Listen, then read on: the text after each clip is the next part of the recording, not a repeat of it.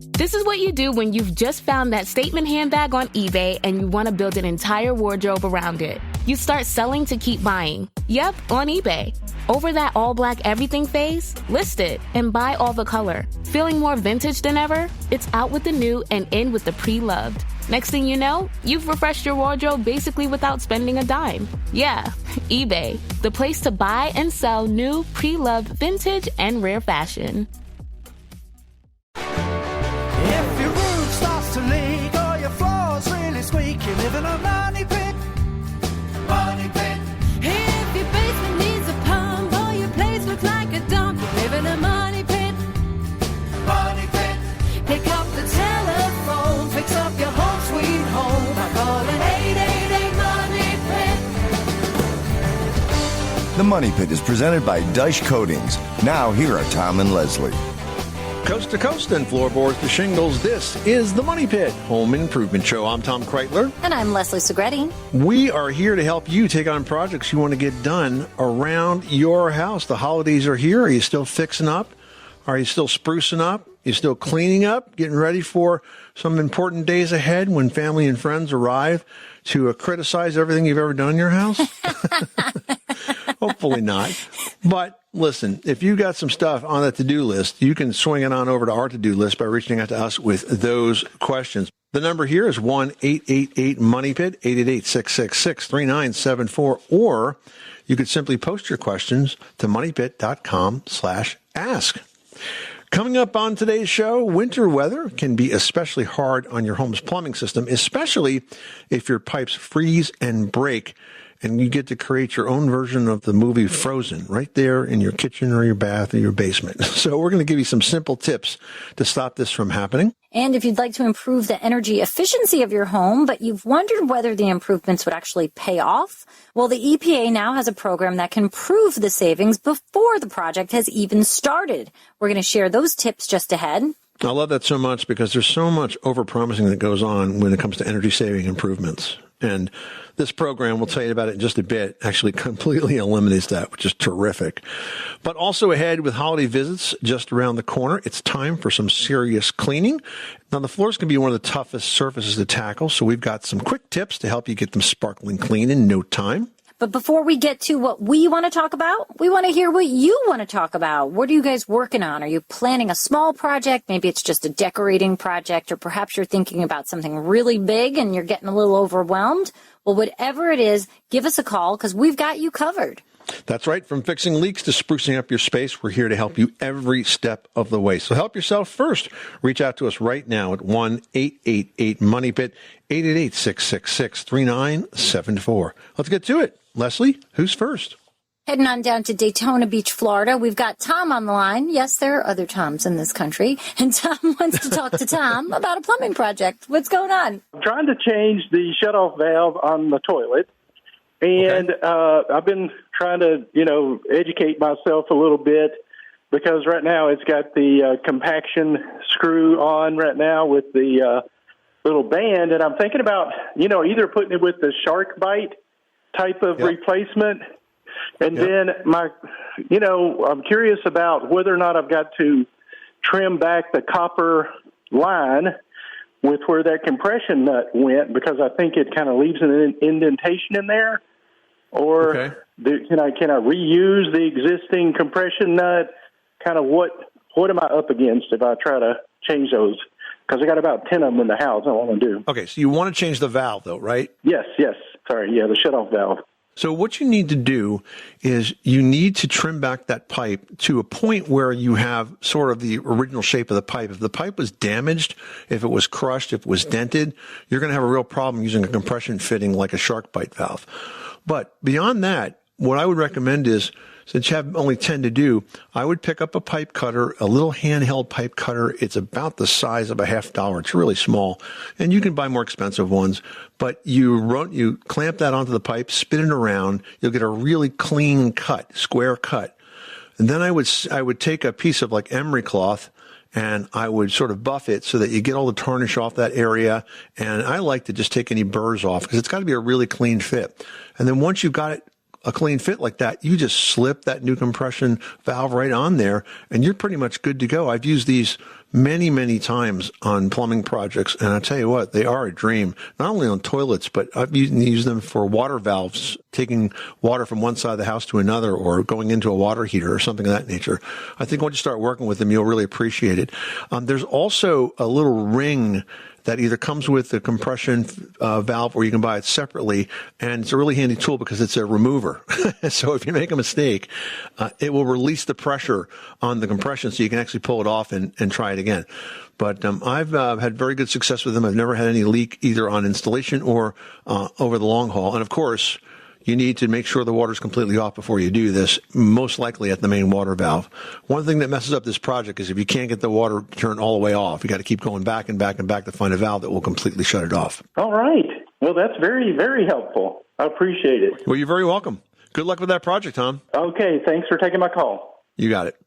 All right, now we're going to Texas where Laurie had some sort of flooring incident. Now the cabinets are all damaged. What the heck happened at your house? Well, we had we bought an old house built in 1939. When we took the carpet up, we had some beautiful hardwood floors, so we had them refinished. But as they were refinishing them and replacing some of the bad spots, they banged up our cabinets, and we've had to try to touch them up with the paint that we had our cabinets painted with, and it's not working. The sheen is different. It's streaky. I just don't know how to make them look uniform without repainting the whole kitchen. So the cabinets were scratched and you're trying to repaint them with household paint. And the problem is that they were probably sprayed perhaps with a lacquer or other type of finish, and you're just not able to match the exact sheen. And we actually have the exact paint that they used. And my husband, touched them up, and it just isn't working. So we didn't know if there was if we needed to sand them again. Why is it not working? Well, the sheen, it's shinier. It's streaked.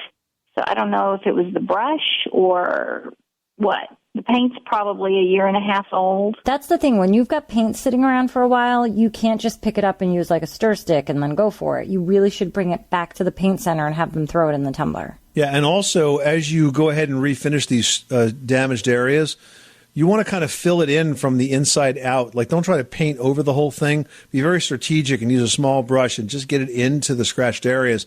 And don't try to overpaint the areas that are not scratched. All right. We'll try that. It's kind of like the same procedure as touching up a car as a way, in the same way. You sort of fill in the scratch rather than overpaint the whole thing. Because if you do, it's going to lay over the factory finish and look more like a patch than you want it to. Right. And I think that is kind of what's happening. So, okay.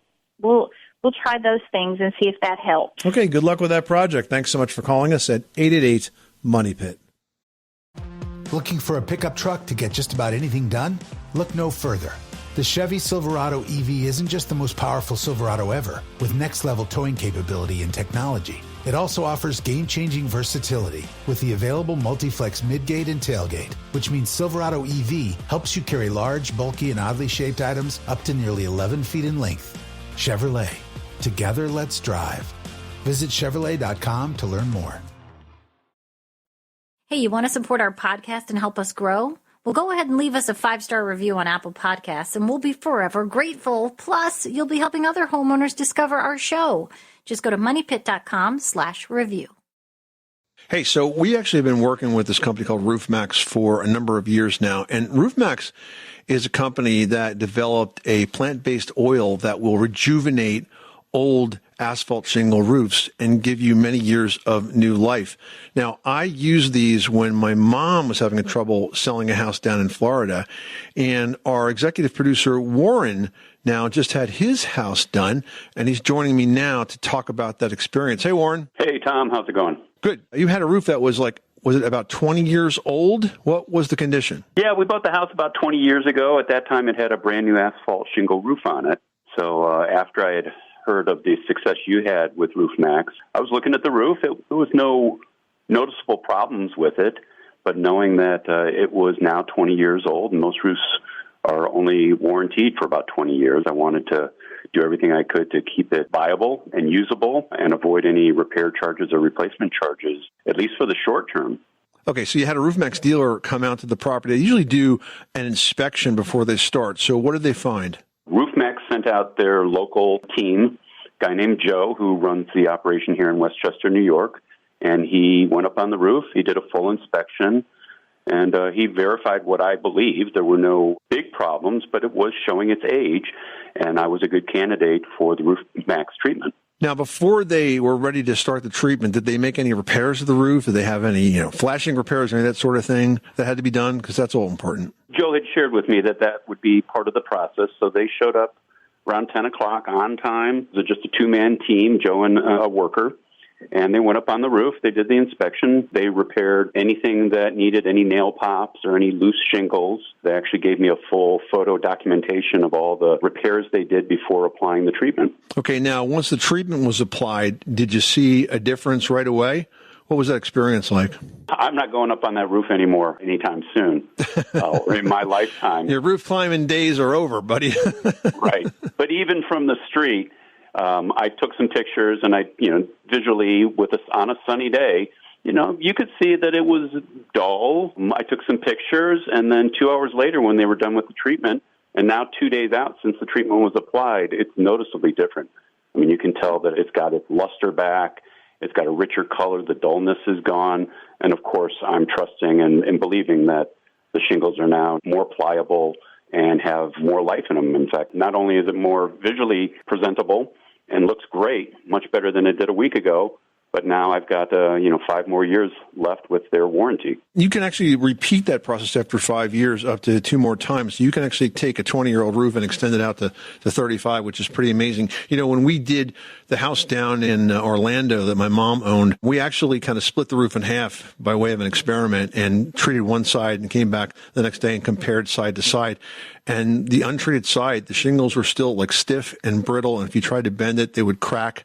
And the side that was treated, we're like flopping the shingles around like they're a piece of rubber. I mean, it was so soft and pliable and totally rejuvenated those shingles to the condition that they would have been when they were brand new. So it's a good process. It's a safe process. It's a plant-based process. And I'm glad you had a chance to experience it. Now, cost-wise, this is a lot less expensive than a new roof. And you're part of the country. I gotta guess you probably would have spent $20,000-$30,000 on a brand new roof. But this was what, a few $1,000s? It was, considerably less expensive than replacement. And now I have the peace of mind knowing that I will not need to write that check at least for 5 years, if not more. All right. So if you guys are interested in learning more about RoofMax, head on over to their website at roofmax.com. That's RoofMax, roofmax.com. There you have it. I had a great experience. Now, Warren had a great experience, and we know that you will have a great experience as well. All in all, a totally great experience. We've got Crystal on the line who's dealing with some banging pipes. What's going on at your money pit? I recently had my bathtub replaced, and since then, every time we use the bathtub faucet or shower, we have rumbling or vibration through all of our pipes in the basement. So I don't know what could be causing that. I'm wondering if it was something that would happen during the previous installation, because it didn't happen until after we had this new tub installed. So thanks for your help.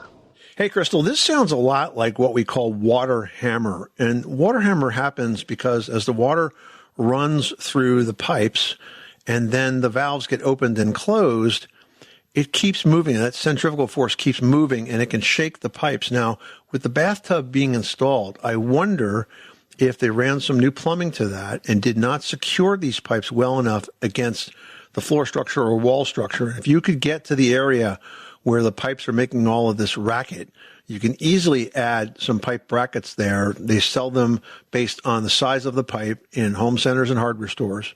They're very easy to install, and you can secure these loose pipes.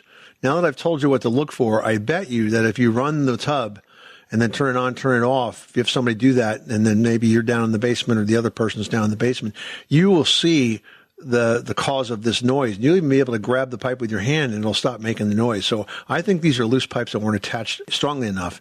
And once you secure them, that you'll get pipes that are quiet once again. Good luck. Well, winter weather can be especially hard on your home's plumbing system, especially if your pipes are prone to freezing, because those pipes can expand when they freeze and then break, and that can result in some pretty serious water damage. Well, fortunately, there are simple steps that you can be taking to protect your home's plumbing this winter. First of all, think about insulating your pipes. You have to think about insulation like a cozy blankie for those pipes, and it really is one of the best measures that you can take to prevent freezing. You can use high-quality fiberglass insulation wrap or even pipe heat tape. Those are both great options. Now, next, remember to keep the heat on. If you're heading to a warm location to escape cold temperatures, leaving the heat on in your home, even while it's vacant, is important. Now, while this is a cost because of the energy use, it's better than returning home to burst pipes that are flooding water all over the place. It's also smart to turn off the main water line. This way, if the pipes do freeze and break, there won't be an endless supply of water leaking out of them. I once, in my home inspection years, had to reinspect a house right before closing that was owned by a relocation company. And when we opened the door, the realtor and I realized that there was 4 foot of water in the basement of this house because of just that, because a pipe had frozen, broke, and it just ran and ran and ran and ran. It was a big, big mess. So don't do that. Make sure you keep that heat on. Now, another thing that you should be doing is keeping those sink cabinet doors open. When you open those doors where the pipes are, you're letting that warm air into that cabinet, and you can kind of keep that ambient temperature from getting low enough to freeze those pipes. And lastly, let the faucets drip. If we're facing a really freezing night, open up those faucets, let them drip a little bit. It's worth wasting a bit of water. That actually slows down the ability of the pipes to freeze because there's always a little bit of water moving through that. And if they do freeze, well, if it's in a located, limited area like that, you can use heat tape, which is sort of a strip that you attach to the pipe and warms the pipe and then thaws the pipe. But if you do use heat tape, remember it's not to be used permanently. You don't keep it on all the time. You got to solve the problem at some point so you don't have issues with the freezing over and over again. And don't cross it. Don't cross one piece of this over the other because it can overheat and cause a fire. It's a little bit of a risky product. You got to follow the instructions perfectly to keep it safe. Gift the remarkable with Marc Jacobs fragrances this holiday season. From the iconic Daisy and Perfect to the all-new Daisy Wild, Marc Jacobs perfume gift sets include everything she needs to feel special.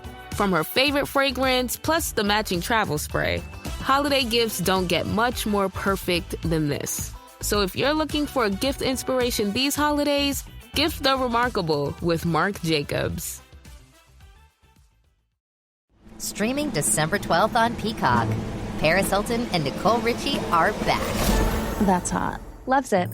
For a show-stopping reunion that will prove putting on an opera is anything but simple. We're really good at this. One thing's for sure, they won't be upstaged.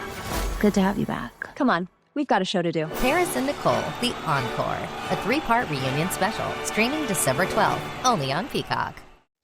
Jack in Florida's on the line and has a question about a leak. What can we do for you? Got a outdoor marble fountain, like an Italian travertine natural stone fountain, and the bowl is porous and it leaks out just slowly. And I wondered what kind of product I might skim that inner surface of the bowl with. Yeah, that's an interesting question. I would think probably an epoxy compound, an epoxy paint, because as you say, it's very porous. We want something that's going to last, perhaps be easy to clean so you could wipe it down at the end of the season. So I would think that if you drained it out and dried it really, really well and used an epoxy an epoxy paint compound, it's basically 2 parts. It's chemical dry, so you have the base and then you have the hardener, and you mix them together. And then you have an hour or 2 to work with it. And then once it dries, it really is quite solid and has very good adhesion. Okay, I guess I've never heard of that. What? You see it a lot for garage floors, basement floors, and sidewalks. You'll see it in home centers. Well, Quikrete makes a version of it, and there's a number of other manufacturers as well. Okay, excellent. And now you think that would withstand the weather in the winter? Yeah, no, I think it would. Beautiful. Thanks so much. You're welcome, Jack. Thanks so much for calling us at 888-MONEY-PIT. Leslie, you know what the perfect holiday gift might be for one of our listeners? It would be a copy of my brand new book, Home Maintenance for Dummies. Oh, that's a great gift. It would go right under the tree. It would be perfect. If you know somebody that has just purchased a house, or maybe it owns a house, maybe it's an old house, maybe it's a new house, maybe they just don't know which end of the hammer to hold. We'll deal with all of that if you give them that book. You can find it at moneypit.com/dummies, moneypit.com/dummies. That link will take you right to the purchase page on Amazon. We hope you enjoy it.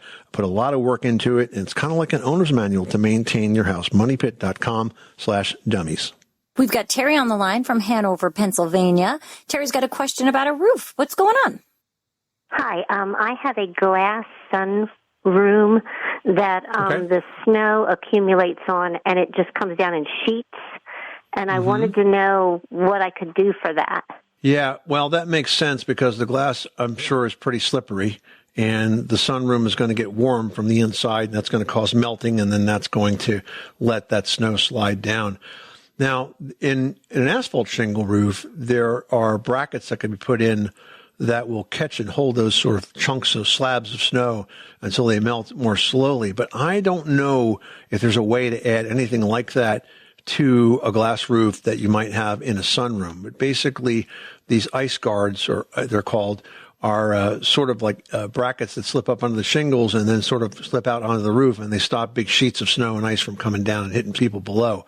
You might want to see if the manufacturer of this sunroof, usually you'll find a manufacturer's name stamped somewhere in there, offers that kind of an additional bracket, and think about see if you can add it or if you could replicate this concept. But other than that, I don't think this is anything that is easy to fix other than, replacing this with glass that's more insulated. Thank you. Okay, bye-bye. Well, if you'd like to improve the energy efficiency of your home, but you've wondered what the best improvements might be, the EPA now has a program that provides a professional evaluation, a list of the recommended improvements, and if you make the updates, proof that those improvements actually work. Yeah, it's called Home Performance with Energy Star, and once you sign up, you'll meet with a participating contractor who will review your concerns about your home's energy use and comfort.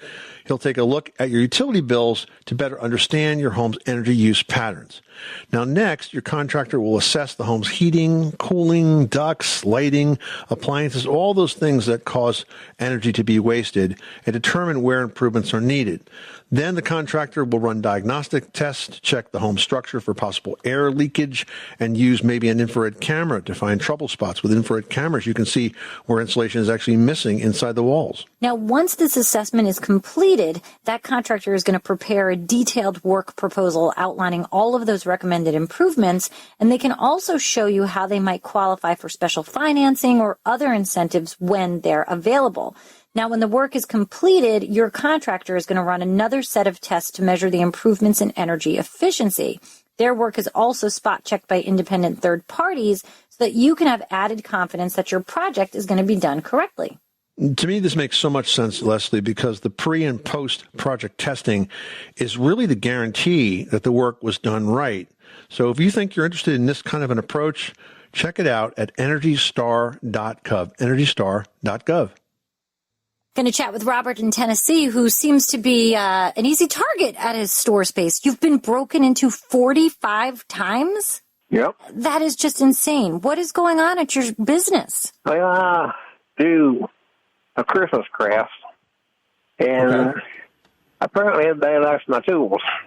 And then they break in, and they steal my tools and locks and everything else. That's awful. That's awful. That's awful. So how can we help you, Robert? Well, I need some kind of security light. Mm-hmm. And their Appalachia won't put a pole up there because it's too close to the driveway. Right. Is there any way that you can get some kind of security light to go on the building? Motion detection spotlights are available, and I think you definitely, if I was you, I'd have some pretty high-powered LED lights on all sides of this building, and so that when a person approaches the building, the lights come on and surprise them. The other thing that you should be aware of is that a lot of the security systems today, the camera systems, have monitoring. So, it's not like the alarm system where the old alarm systems where they send you a text alert or something if you're getting broken into. But I have a system from a company called Deep Sentinel. And you can get 1 camera, 2 cameras, 3 cameras. And what's really interesting about this is if they don't recognize you, if you appear to be suspicious, the guards are watching these darn things 24/7 at a central monitoring station. And they have a speaker in the camera, and they'll come right out and say, this is Deep Sentinel. Can I help you with something? We're monitoring the property. Who are you? What are you doing here? Do you have permission to be here? That sort of thing. It's funny, on their website, they show you all these burglars that get totally surprised by this. But it's a fascinating system, and technology is there today to make that possible and to make it reasonably affordable, especially when you've lost so many tools. You got to look at the cost of that. But I would say lighting is a really simple approach. So set up some motion-activated spotlights. Think about adding some cameras that are monitored just like that, and I think that will definitely help secure your place. I enjoy your program every evening on a Sunday, and I enjoy my coffee when I listen to you. Okay. Oh, all right. Coffee with the Money Pit. Hey, Robert, good luck. Take care now. Okay. Heading to Minnesota, where Deb is having some issues with an unlevel floor. What's going on? We're in a house that the main part of the house was built in the 1930s, and that's our problem right now, although the rest of the house has got issues too. It's a little over 3,000 square feet, and we tried to sell it, can't sell it, so we're staying, but we don't. There's only 2 people living in this big of a house. So we want to block off the upstairs and just live on the main floor. We were going to change the stairs and enclose them. Right now they're open stairway.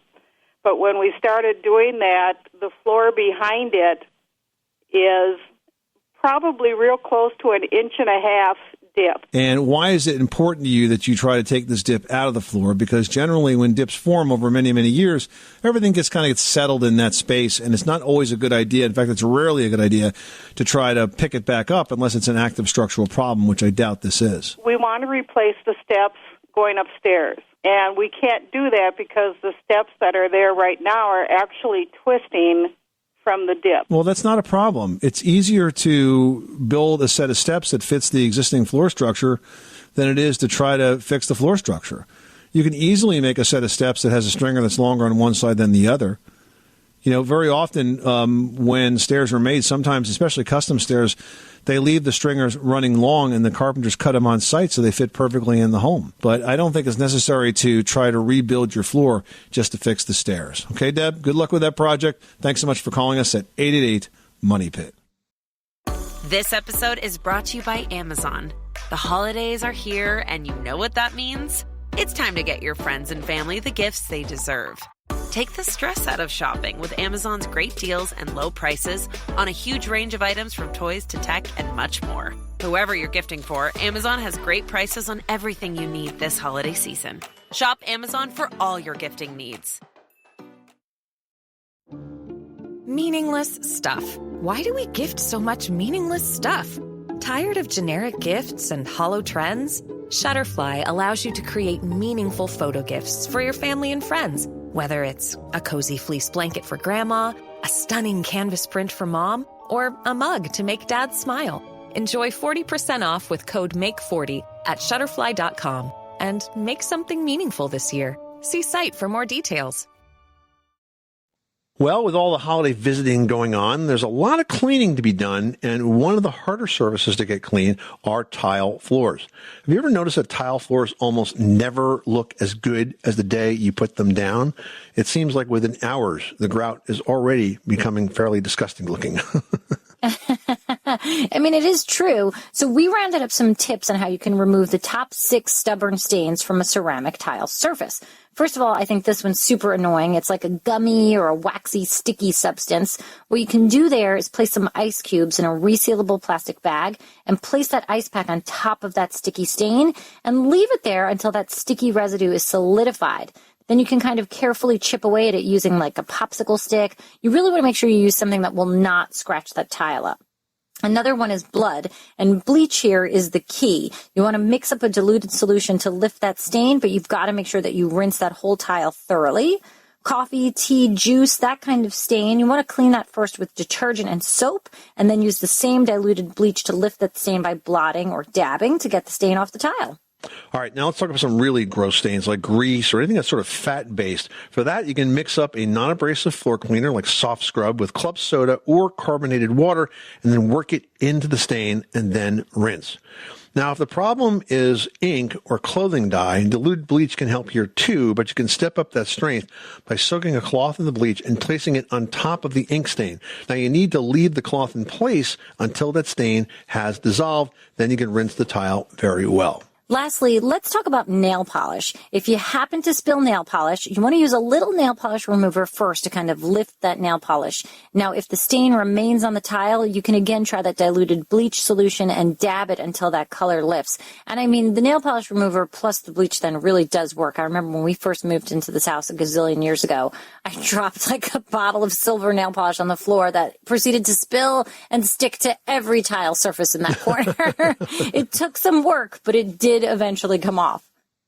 Pete's on the line and needs some help with insulating in the basement ceiling. What's going on? I am beginning the process of finishing my basement. And one of the things I'm looking for is a good solution to insulate the ceiling of the basement between the floor joists. And I am considering foam insulation. Is that a good option? Are there other options I should consider? I plan to put a drop ceiling in or leave the ceiling exposed. I don't want to drywall it in. Hey, Pete. So first of all, you mentioned there at the end of your question that you did not want to drywall the ceiling because you want to have access to the pipes. So if that's the case, you definitely don't want to use spray foam insulation because you will not have easy access to those pipes. Now that leaves two types of batt insulation, either fiberglass batt or rock wool batt, mineral wool batt, also called thermal fiber.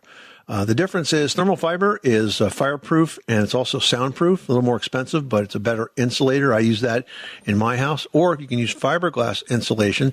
It's actually a lot easier to use than it was in the past. Owens Corning has a product called Next Gen where they've reformulated the fiberglass insulation. So it's a lot easier to handle, to cut, not nearly as itchy and that sort of thing. But you definitely don't want to go with foam because when you go with foam insulation, you're going to basically seal all those pipes in. And if you do have a repair to make, it's not going to be very easy at all. You'll have to strip all that foam off and it's kind of a pain in the neck.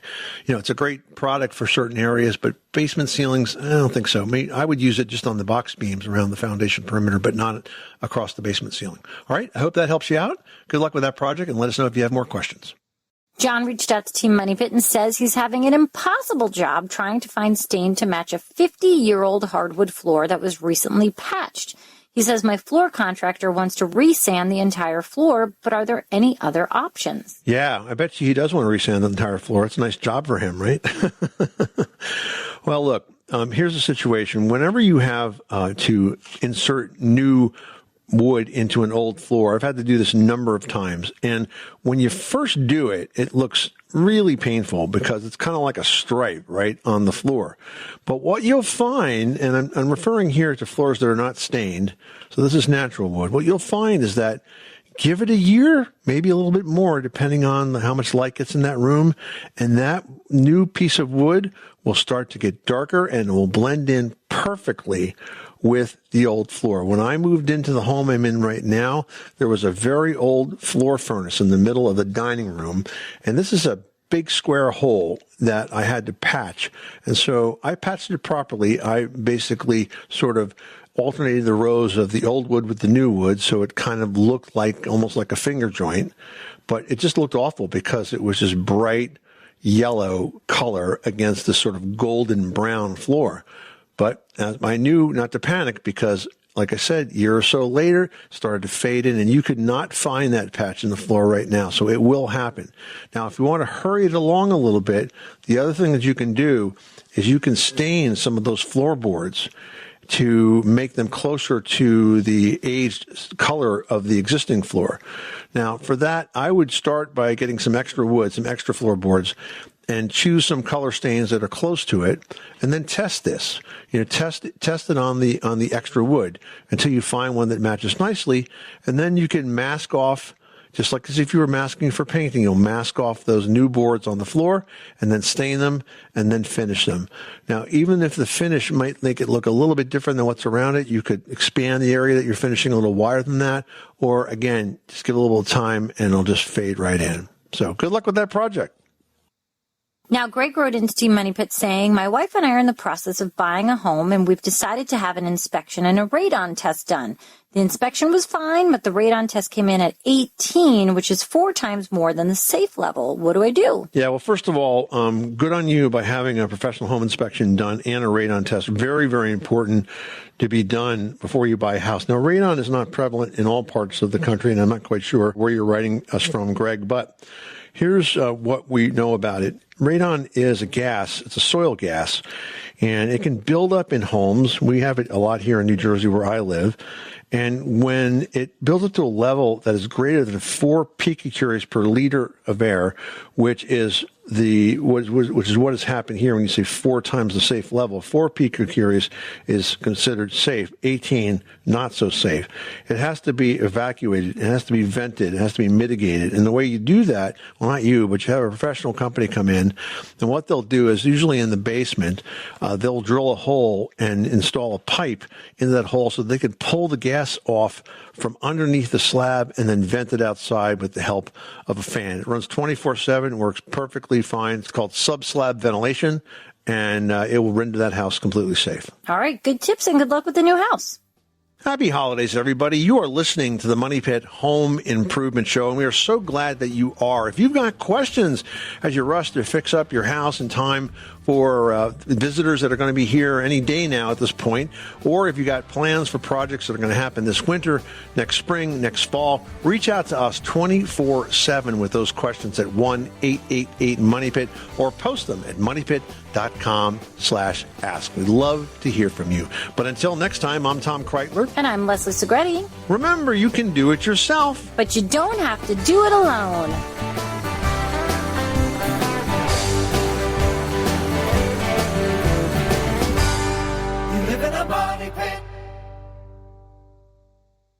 How do you feel when you switch to Geico and save on your car insurance? It's like going to work on one Thursday morning and thinking to yourself, just one more day until Friday. But then somebody in the elevator says, Happy Friday! Then you check your phone quickly and discover today is actually Friday. So yes, Happy Friday, random stranger in the elevator. Happy Friday indeed. Yep, switching and saving with Geico feels just like that. Get more with Geico.